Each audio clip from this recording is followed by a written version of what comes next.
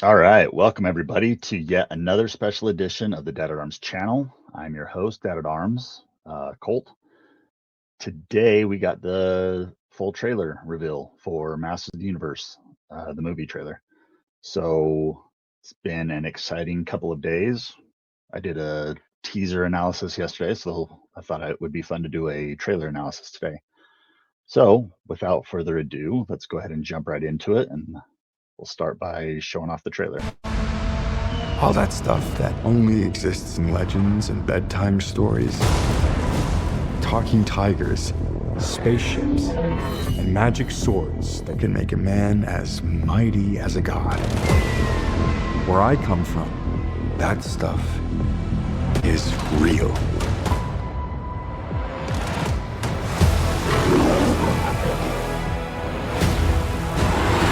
Why did you send me away? I wanted you to be safe. So I sent you to a place I knew that they'd never find you. There's... This obsession with nerd stuff and sword things, it's not a good look for human resources.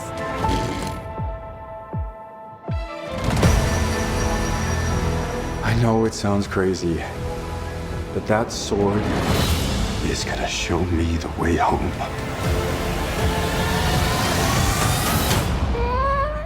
Sir, you can't do that. Don't worry, the sword's mine.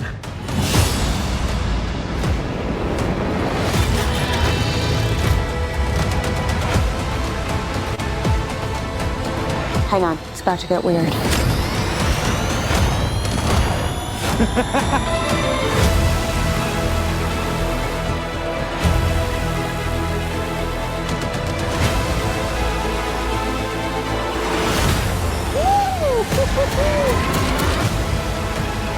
What am I supposed to do?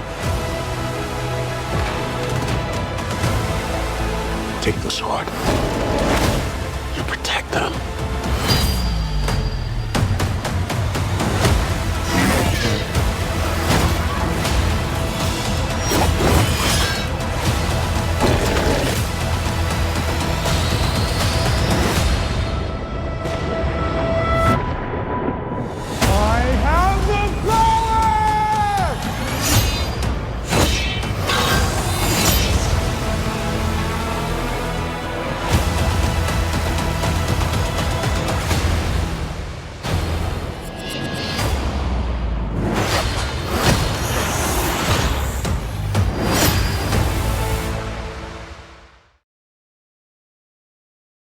Okay, there we have it. There is the trailer for Masters of the Universe. Lots of exciting stuff in there. We'll go through and do a quick breakdown of things that I saw and noticed in the trailer here shortly. But I just wanted to say, how exciting this is as a Masters of the Universe fan. As a fan for as long as I can remember, since I was a kid, this has been my absolute favorite toy line, cartoon, comic book series. And it's just so exciting to have another movie this year. We're just a few short months away, and it's just an exciting time. So, yeah, let's get past that gushy stuff for me, and let's jump right into the analysis part. This will be fun. All that stuff that only. All right, so right off the bat, we see Zoar talking tigers flying across the landscape, and we see that amazing shot of Castle Grayskull. This shot is interesting because we see Castle Grayskull here in the top right corner, right underneath that June 5 label. Castle Grayskull is pretty much attached to Eternos. Pretty close distance-wise. In most versions, the castle is kind of off in a wasteland or out in the wilderness, well away from the rest of civilization, kind of almost a ruin. I think in the 2003 series, it's actually called it is actually considered a ruin. I think Prince Adam calls it a haunted ruin at some point in one of those first episodes. So it's interesting to see that they've got it basically as part of the city here. Still a really cool shot. I mean, it looks beautiful. That city looks really, really cool. And here in the foreground, we've got the Talon Fighter, swooping in, which is always cool. And magic swords that can make a man as mighty as a god. Where I come from, that stuff is real. So part of the narration here that's Adam speaking, and he's talking about a couple of cool things. Obviously, he's talking about the power sword and transforming into He-Man, becoming something, as mighty as a god. But he also talks about talking tigers are normal where he's at. So that's a good hint that Cringer Battle Cat will speak in this film. So, and here we have young Adam gazing out over the Eternos city. Is real.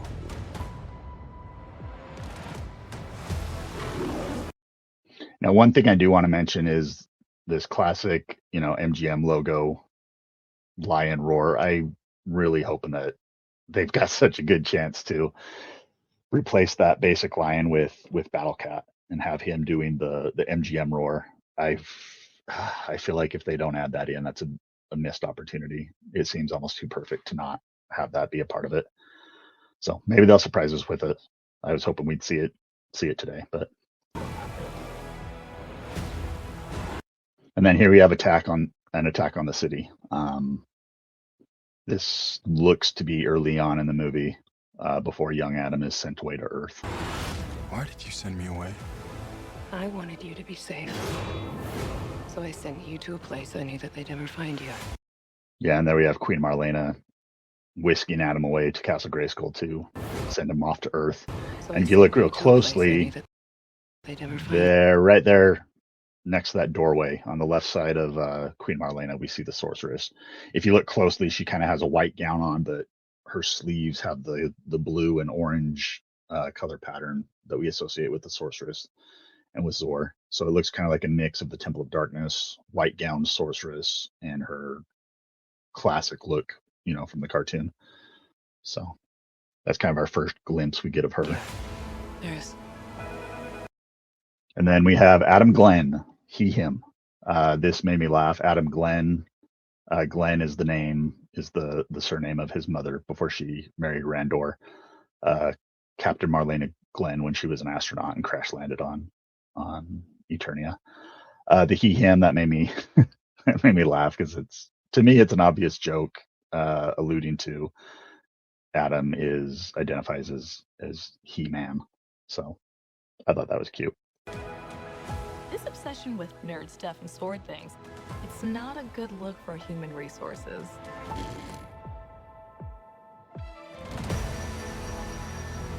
I know it sounds crazy, but that sword is gonna show me the way home.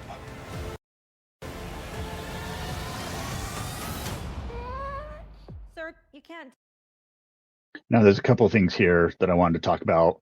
Here behind this store employee, we see a Mattel Big Jim playset. Looks like the Sports Camper playset.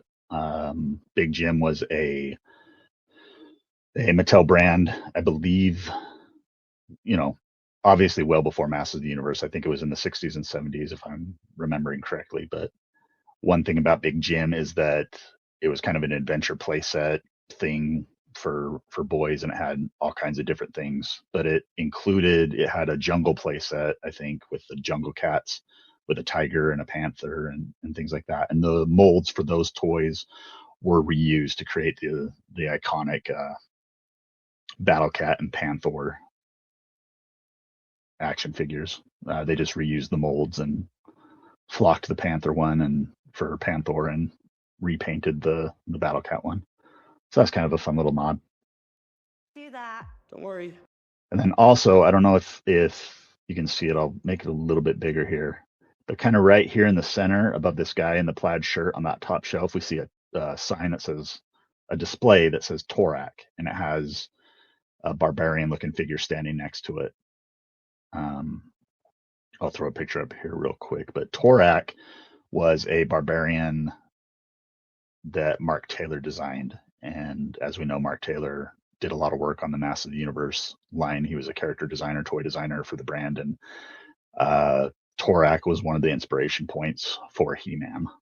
And then obviously, I'm sure a lot of people have noticed this as well, but the barbarian statue that's holding the power sword that Adam's wrestling with there looks a lot like Vicor, which was another early Mark Taylor design. The sword's mine.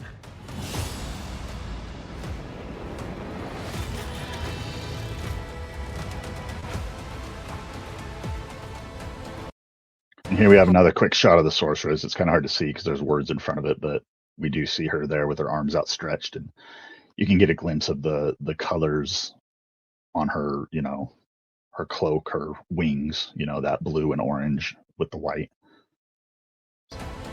Hang on, it's about to get weird.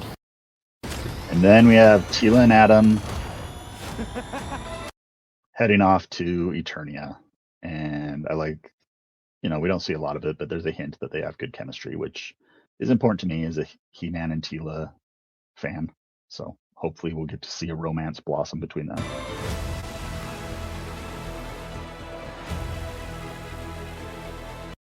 And again, we have that cool shot of this drop shit lowering in this group of iconic characters: Roboto, Man-at-Arms, Prince Adam, Teela, and Cringer. One thing I meant to say in my other analysis from yesterday is that the Roboto design seems to be heavily inspired by the 2000X version, where he was bulkier and he even had that chest plate protector that kind of protects his sensitive gears and stuff on the inside. But that toy, you know, that chest plate was removable, so you could actually see through the plastic to the moving gears and stuff. So hopefully we'll get to see that in the movie. Maybe that chest piece will be damaged and blasted away, and we'll get to see his gears and stuff like the toy.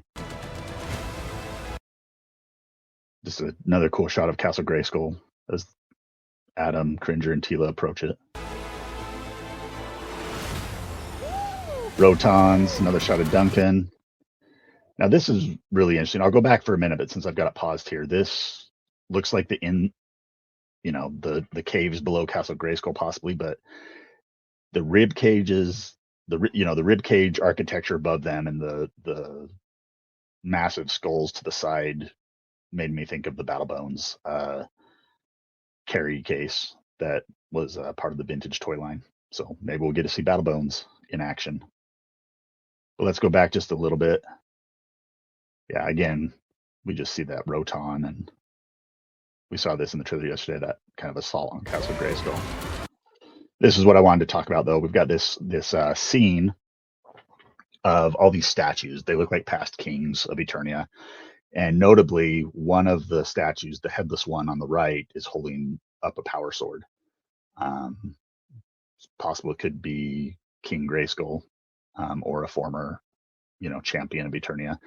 But notably, the power sword kind of has it doesn't look the same as the power sword that we see in this movie. It looks more to be designed kind of based on the classics era of the power sword. I've got one hanging on my wall, but I don't want to get it down. Let me see if I can find. Yeah, there's one right there. Give me one moment.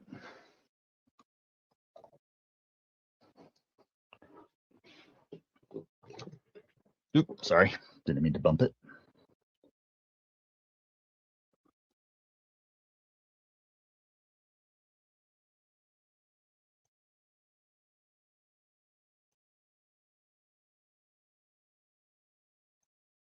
All right, so real briefly here. Here's my classics battle armor He-Man, but the sword that statue is holding up seems to be based on this design, as opposed to the movie sword that we've seen. So I just thought that was kind of interesting. All right, let's get back to it. What am I supposed to do? Now this is really cool. We get kind of the first glimpse of Skeletor, which we'll talk about here in a second. Come on. But the ship he's landing in is the collector ship with the grabber arms and the skull kind of design for the front of the ship. So that's always fun. Another classic Filmation cartoon vehicle design. And Skeletor just looks really cool in that shot. We get a better shot of him later, but man, that's a good early first shot of him with the. He looks menacing. It's awesome. Take the sword. Yeah, and then see, there's that power sword. So you see the difference in how the power sword looks as opposed to the one that the statue's holding up. They do have a different design. So we'll see what's going on there. And there we have Spikor, which was an unexpected surprise. I didn't expect to see Spikor in the movie. Next to him, you can kind of see his shoulder there is Goat Man. We see him later on in the movie or in the trailer. There's Fisto doing what he does best and fisting fools. Very cool. He looks pretty iconic to his design with the armor and metal fist and everything. And there in the foreground, I don't know if you caught that. I'll go back, but we get a first glimpse of Trapjaw. And it's a blurry shot, but man, he looks menacing. And then we get a shot from the back here in just a second. Right there.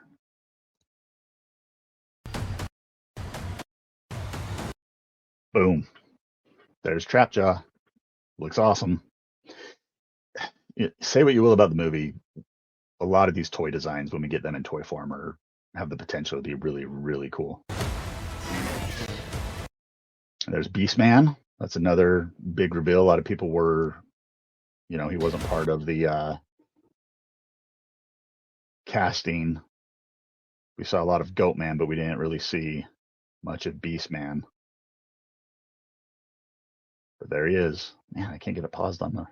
Anyway, there's Beastman. I've got a screenshot of it. I'll throw it up.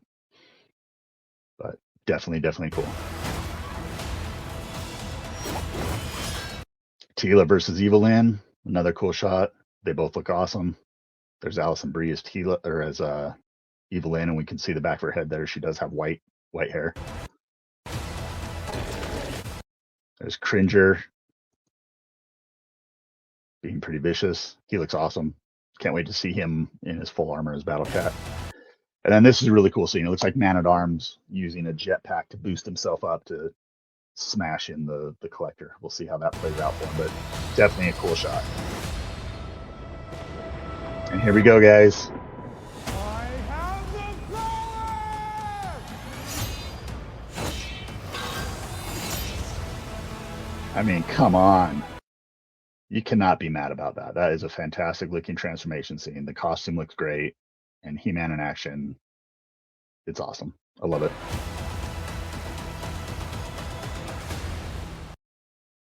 Now this is interesting. If you look closely, this is the head of Snake Mountain, obviously, where we can see Skeletor is identified by his Havoc staff, and he's standing next to someone, but coming down these steps here from the mouth looks like He-Man because he's holding a sword in his hand. And so I'm wondering if this person next to him is King Randor as Skeletor's prisoner in a pretty precarious situation. Probably something going on with Skeletor, bargaining with He-Man or something going on threatening the life of King Randor. So that's my thought. And there he is, guys. Oh, Skeletor looks awesome. I do wish his chest armor had the skull and crossbones motif, but aside from that, I think it looks pretty great. The Havoc staff looks awesome. I love kind of the spinal column coming off the back of the skull to attach to the staff. That looks really cool. And he just looks scary, which is what we want from Skeletor. We want him to be scary. I do anyways, at least in movie form. He looks great. Blue skin, skull face, and a hood. That's Skeletor. And another great shot of Nicholas Galitzine as He-Man. And what's really cool about this is we get the classic, Iron Cross chest symbol for He-Man, which love to see it.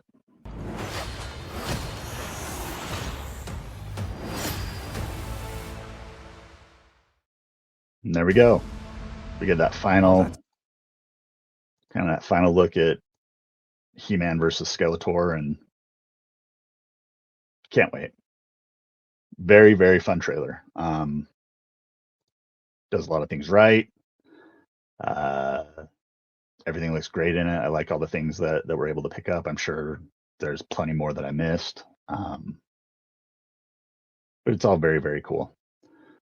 So later tonight, we're going to be doing, like I said yesterday, we're going to be doing a trailer reaction kind of breakdown as a team for He-Man.org. So I'll let you know when that video is posted, so you guys can check that out and see what we all thought. And I'm sure those guys over there who are much smarter than me have a lot more to say about things that they noticed in the trailer and things to be excited about. So, but that's about it. That's the trailer. A lot of really cool stuff. The transformation scene gave me literal chills. I'm still kind of riding that hype train. I still, I just feel excited. It's like I'm giddy. It feels like Christmas morning. This is exciting. I just keep repeating myself because that's how I feel. I feel happy. I feel excited. It looks good. It makes me smile. That's what's important to me. So anyway, that's my very, very brief trailer analysis. Hopefully you guys liked it. If you noticed anything that I missed, please share it in the comments. And please like and subscribe. That really helps me out. And until next time, good journey.